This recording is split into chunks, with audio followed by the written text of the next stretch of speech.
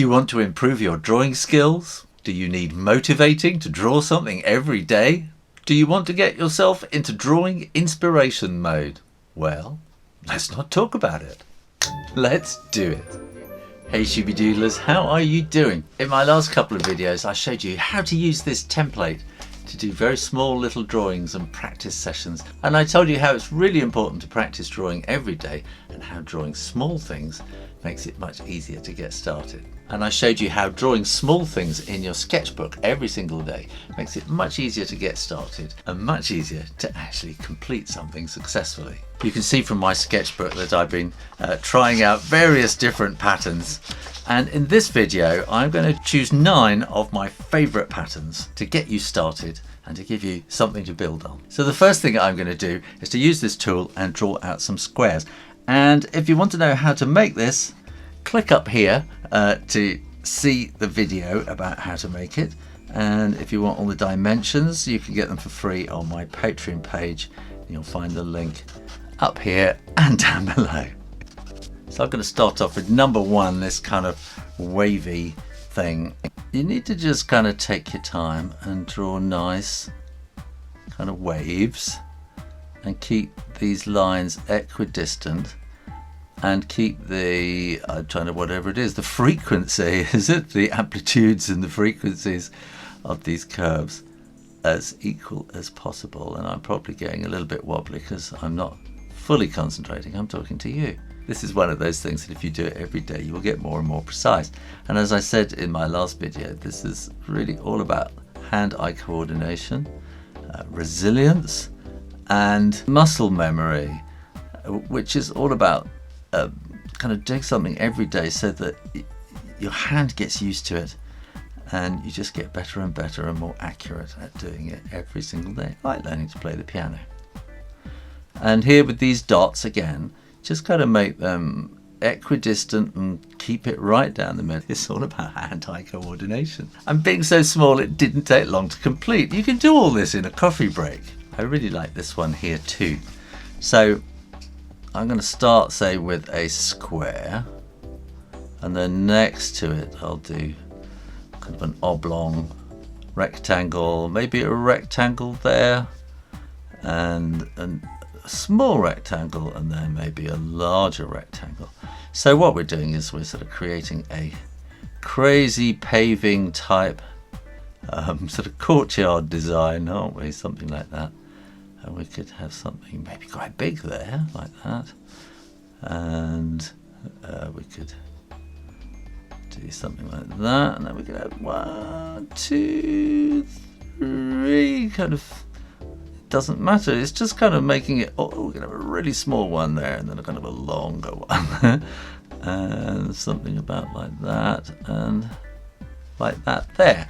And then we're just going to do extra bits at the top and on the right of each one, which is going to give us that kind of shadow effect. If I'm going a bit too fast for you, don't forget you can stop and start and replay this video as many times as you like. You're not going to break the internet. Now I'm just into dots at the moment, so I'm just going to sort of fill this up, all those white spaces, with dots as well, which just kind of adds that extra bit of interest. And I think this is a kind of a doodling thing, isn't it? You think, oh, I'll just try this and I'll just add a little bit extra.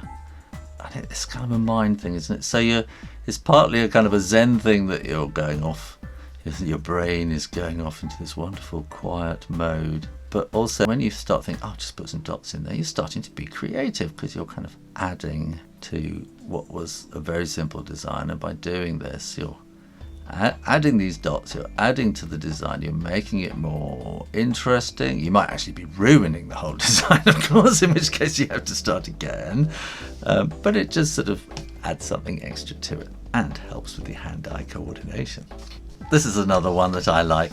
So this is just lots and lots of little circles, and you can actually start with some semicircles on the edges like that, and we're just going to work our way around the whole of this little rectangle and draw in pretty much the same size rectangles Maybe a little quarter circle there. Imagine it's a stony beach, and now we can start filling up, and it doesn't matter if they touch each other as well. In fact, it's probably quite good that they do touch each other. And again, this is about accuracy, which I'm probably not being terribly accurate about because I'm talking to you. So I'm actually engaging a different part of my brain. But if you're just concentrating on the drawing, then you will be engaging your drawing side of your brain, and you'll just slowly drift into that mode. And you can hear my voice is sort of drifting too. You will slowly drift into that mode and find it just so much easier to be more accurate. Sometimes when I draw a section like this and my voice does sort of go a little bit funny, because I'm entering that kind of drawing mode, and then people do comment and they say, oh, your voice is almost hypnotizing. And that's probably exactly what it's doing, because it's what it's doing to me. You could experiment by, as you get into this sort of middle part, make them smaller and smaller and smaller, and then, in fact, let me try it and see what happens. I think you'll probably find there'll be it'll kind of gain a density that it kind of draws the eye into this sort of little section here that I'm drawing now. I'm drawing these tiny little circles now, like that. And then you're going to find some spaces like that, and there, and we can kind of fill in these little spaces, and we want to not have any spaces at all. So if you can fit a little circle in, then circle it, and then shade in the rest of the spaces. And this takes time and precision. If you're really having difficulty, you may need to go and visit your optician. Get your eyes checked. It's something that people never really think about, and you might find you've got a problem actually focusing on the paper. Here, it's like a little sort of a cross kind of thing. It's more of a star shape, and we need to kind of sort of make it more of a circle shape, smooth out the edges. I think that's enough of that one. As you've watched this far, you obviously love drawing, so click that button down there and make sure you are subscribed to the Shu Rayner Drawing channel, and click that little bell as well to be notified when I make new videos every week. And if you really like my videos, you might like to support me on Patreon. It's like buying me a cup of coffee once a month.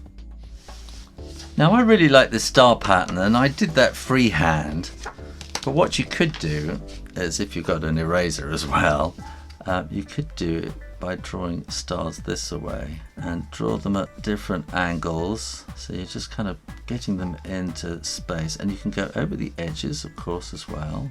And if you don't know how to draw a star like this, I did a video about it. I'll put a link up here. Let's draw around these ones, and I think it doesn't matter if they're a little bit uneven. I think that maybe makes them a bit more interesting. I'm going to use my hairdryer to make sure this is absolutely dry, or you can just leave it for a little while and then erase those pencil lines. And then I really like, as I said, I've just got this thing about filling in backgrounds with dots at the moment. Next month I might prefer to do it with lines or squiggles or something. It's my preference at the moment, but you can do dots or whatever you like. Experiment! That's what this is all about. And as I say, once you've started doing this, your brain, your drawing brain will start kicking in, your creative brain will start kicking in. And it'll start asking you little questions like, hey, what about if we do this? What about if we do that? And just go with it. See what happens. It might look terrible, in which case you won't do it again. It might look really, really good. Now, I always really like to do a wood pattern. What I'm going to do is I'm going to start with a kind of a little knot there and a knot there. And then we're going to go around it like that. And let's go around it. Let's do each one at a time. And then we'll just make it a bit more. And it doesn't matter if it kind of splits off into the side there. And then that's going to go a bit sort of further there, and then this will come around and a bit further there. And then here I think we're going to start getting kind of wiggling around like that, and and then maybe the start of another knot there, and that will go in a sort of a curve down there, probably to a knot down here somewhere, and similarly we're going to get another knot kind of pattern starting up about there. That was nice and easy. I really like these leafy ones here as well. So what I'm going to do is start here, so we're going up and then kind of get into the middle and then curve up like that again. And there's a kind of a routine to this one. You go up, curve around and curve back again. Up, curve around and curve back again. Up, curve back and curve to the top. Up, curve back and curve to the top. And then you're going to want another one sort of going around about there, another one about there. And we could have these facing in the other direction. So that will go like that.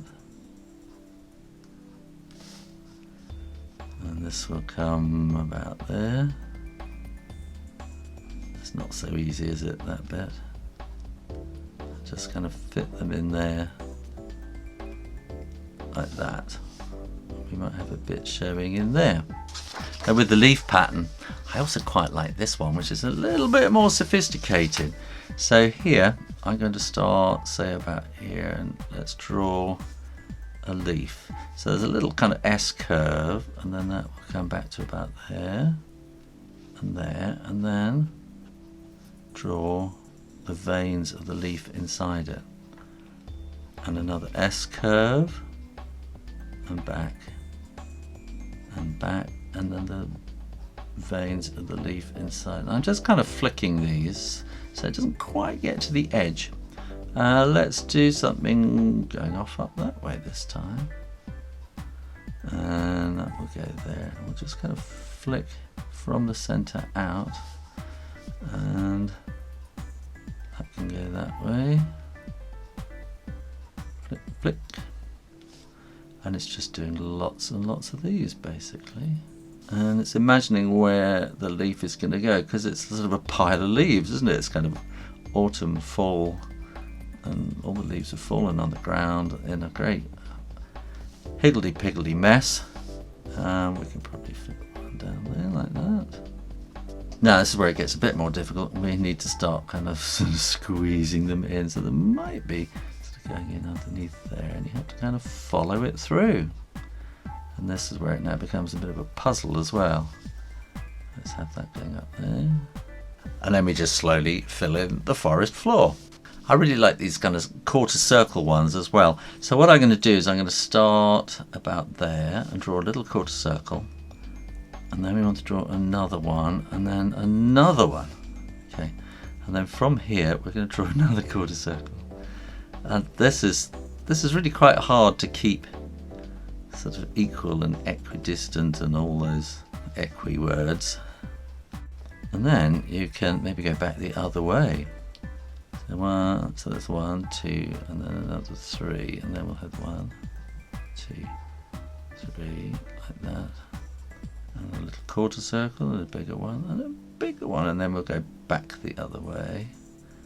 And see if you can kind of get it all to fit in this height. 1, 2, 3, not quite. It's because I'm talking and thinking too hard. And what you could do is you could fill in those quarter circles completely. And I suppose to some people this is just doodling, isn't it? But I think it's by having just such a small little rectangle, you are actually drawing. That is what you are doing. And you are having a small rectangle, you're completing something, and I think that is a really important thing, is to finish things every now and then. Now we can go and put some little dots in all these outer ones. You can see I'm really into dots at the moment, can't you? And then I'm going to put little kind of sunbursts in there, which will give a kind of sense of direction as well. And like I said before, these little things are really good to do when you're thinking, I want to draw something, but I don't know what to draw. Just do it. It's like piano scales. Like I said in previous videos, when you've got that feeling, I really want to draw something, but I don't know what to draw, you just get out your sketchbook and start doing these. And you don't have to think about them, and you just start drawing. And then your brain kicks in and you go, oh, I know what I want to draw. And we got one more box to fill. And I'm going to choose this one here. So we want to draw lines coming down. And this is just good practice in itself, you know, doing vertical lines. And then draw circles and fill them in over the top like that. And then one next to it there in between and there. And then I think you'll probably find you've probably got a half circle there and maybe a half circle at the top. And then we can work our way across, copying this line. And then copying that second line, fitting those in between. This is about as simple and basic as it gets, really, just lines and circles. But it's, you know, if you do it every day, you get to practice it and get better. And then let's put some little circles in there, in between. That just makes it that little bit more exciting. Instead of each pass, you just make it that a bit more interesting. And you could do it with curves. You could do all sorts of things. It's kind of it's like a beaded curtain taking you into a interesting place, maybe. And you could maybe do semicircles there as well on the edge. These are all little things. These are all kind of afterthought things that, you know, as you're working along, you go, oh, I could do that. I could do that. A bit of a semicircle there, and a quarter circle at the top. Well, there you go. Those are 9 of my favourite ideas, and you could just do those every single day at coffee break. Just get better and better and better. Like I say, if you really want to draw something and you don't know what to draw, just get started. If you get halfway through one of these drawings and think, oh, I know what I want to draw, and then you go and draw something else, it doesn't matter. Come back to it at the next coffee break and finish that drawing. Go on to the next little rectangle, and you'll probably go, oh, I know what I want to draw. And just use it as a kind of a springboard to get you into drawing the thing that you actually want to draw rather than the practice thing. It's a warm-up exercise. Thanks for watching. Click the button down there and make sure you are subscribed to the Shoe Rainer Drawing channel. Keep coming back for lots more inspiration and how to draw videos every week. In the meantime, keep drawing, drawing, drawing. Practice, practice, practice. And I'll see you next time. You take care now. Bye-bye.